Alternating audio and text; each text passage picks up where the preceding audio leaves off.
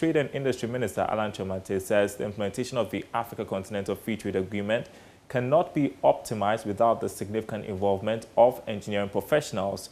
To this end, the country's action plan for AfCFTA is aligned with this industrial strategy. Now, according to Mr. Kyerematen, strategic entry points must be created for engineers in order to fully harness the free trade project. There is more in the following report.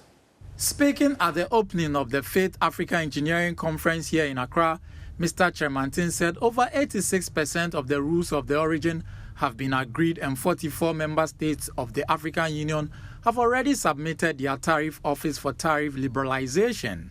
Thus, he called for the mobilization and deployment of engineering professionals across the continent to support production of infrastructure and facilities to fully benefit from AfCFTA.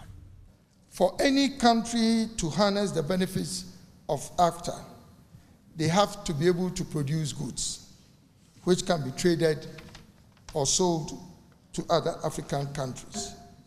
Without the production of goods or without value addition, there can be no AfCFTA. I believe this calls for the mobilization and deployment of engineering professionals around the continent with the capacity and capabilities to support production in various strategic sectors in which African countries have a comparative advantage.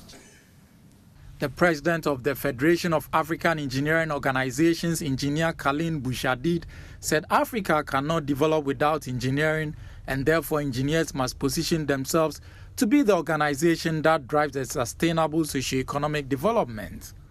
Engineering will obviously play a critical role in the implementation of AfCFTA, and FIO is uniquely positioned to deliver on what is required to ensure its success.